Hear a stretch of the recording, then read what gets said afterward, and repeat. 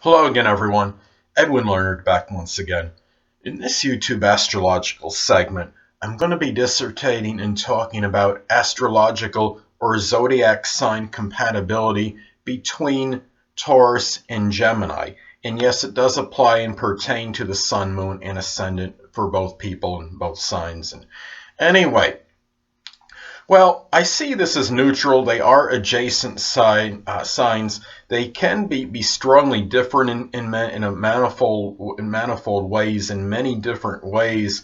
They may be able to but it all depends if they could work through them or not. These disparities, which can actually be pretty big, even though they're just one sign apart from each other. Now, you look at Taurus. Taurus is a sign that's about stability and consistency. And Gemini likes variety and they like diversity and showing versatility. They don't like Taurus kind of likes to kind of stay in their routine. And I think one of the main issues is that Gemini with that inclination to want to diversify, there could be some issues here. Taurus, and regardless whether this is platonic, romantic, or sexual relationship or what have you, this could be one of the big issues. Taurus may like to be stagnant and is kind of a homebody. Maybe likes to stay in a lot, watch TV. It's an introverted sign, while Gemini is a masculine sign suggesting extroversion and sociability. And Gemini may like to go out a lot, while Taurus likes to stay in. Now, if they could find a happy medium somewhere, then maybe things could be worked out as far as that difference goes. And also, a Gemini can also be a little bit more active, a little bit more restless. There might be a little hyperness, and I'm not saying that the actual any strong hyperactive syndrome, but I just mean that Gemini could be very antsy and really may have a difficult time in being stagnant, while Taurus strives for having consistency and stability and is more stagnant than Gemini. Doesn't really not always about moving around as much and doing different things. Taurus just kind of likes to stay kind of in their own sphere and what they're doing day to day. And the thing about it is Taurus might come across as a little bit bland or monotonous for Gemini. And Gemini might be a little bit too active and a little bit too restless and antsy for Taurus to handle. And on the positive side, perhaps Taurus can add some consistency and stabilize the Gemini energy, which is always can be very vivacious, maybe strongly vivacious, very animated, and really maybe tone it down a little, while the Gemini person can likely expand the Taurus horizons. Taurus often likes to be at home and likes their pets if they have them, and in those kind of comforts. Taurus, and as far as the romantic sexual thing, if there's the thing, there's a difference, of course, in these two people in how, generally speaking, they are in the bedroom, so to speak. Taurus could be very methodical and may often like the same thing consistently sexually, but at the same time they could be very demonstrative and sensual, while Gemini may like to go, so to speak, at a quicker pace in a way. And the thing about it is that is the thing where you could have the difference too. Now, if they can meet each other halfway as far as that goes, then perhaps that could be worked out as well. And the thing about this too is that Gemini can also be very loquacious and talkative, and they can thrive on mental stimulation. While the Taurus person, while at times could converse about subjects, and actually Taurus can be surprisingly analytical and articulate, but is not much of a talker or communicator on average as opposed to the sign Gemini. So that could be another thing. It might be something where Gemini may have to see what subjects Taurus really likes to talk about.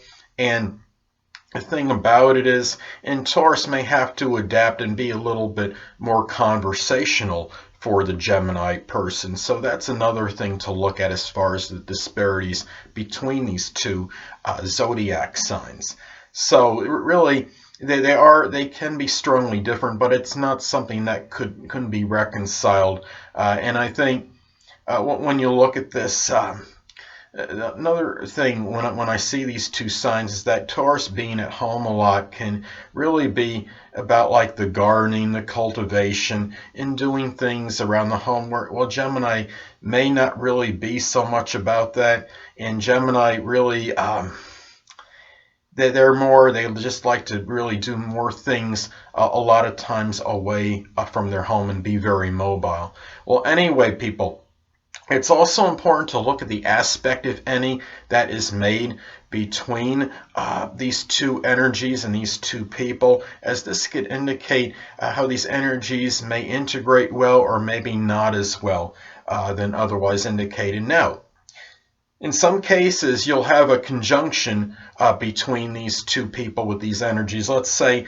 for example, someone has the sun, moon, or ascendant at Taurus at 28 degrees, and the other person has the sun, moon, or ascendant at Gemini at 1 degree. Well, that would form an out-of-sign conjunction, which could be very intensifying, and it's new. And I see that as neutral. But you can, and it's really, in this case, I think with conjunctions more than anything, it's important to really delineate and look at the other aspects in the synastry chart, compatibility chart between these two people.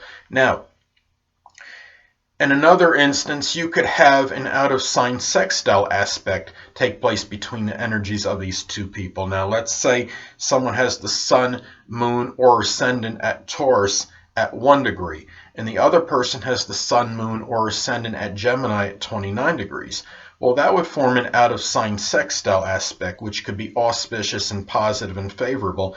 There might be more harmony between these two people than otherwise indicated. There might be more of a propensity to work through any differences between them as well. Now, they're still neutral by sign, but you got to factor that into the equation. But they might have a little greater compatibility on average with this aspect than otherwise indicated.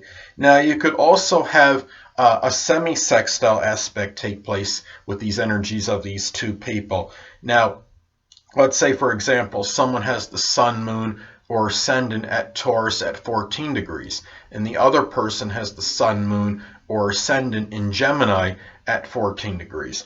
Well, this could indicate, well, semi-sextile is a minor aspect, so it could be auspicious, but not as much as the sextile, because the sextile will be stronger, considering that is a major aspect opposed to this one being a minor one. And this one is like the sextile I described, but more modified and not as strong or as intense. Now, you could also have a semi-square aspect take place between the people of these with these energies. Now, let's say you have someone with the sun, moon, or ascendant at Taurus at 12 degrees, and the other person has the sun, moon, or ascendant at Gemini at 27 degrees. Well, I call this slightly adverse or adversarial because it's not a major aspect, but semi-square could be is a negative one, and there might be even maybe a little more greater differences and difficulties, a little bit more challenges and conflict between these two than otherwise indicated. But at the same time, remember, they are neutral by sign, so you got to factor that into the equation as well. Well, anyway, people, that'll conclude this YouTube astrological segment for astrological compatibility between the zodiac signs Taurus and Gemini. And stay tuned next time, where I'll be dissertating and talking about astrological compatibility between the zodiac signs Taurus and Cancer. 2 things I want to get with you on before I head out. Firstly, the stars may impel but do not compel. And secondly, never isolate any single astrological element, aspect, planetary placement, position, configuration, influence, or what have you, and make an analysis of a person, astrologically speaking, based on this alone. Because astrologically speaking, the person is the sum of all their components in their natal chart, and not just one. Until next time, people, stay well.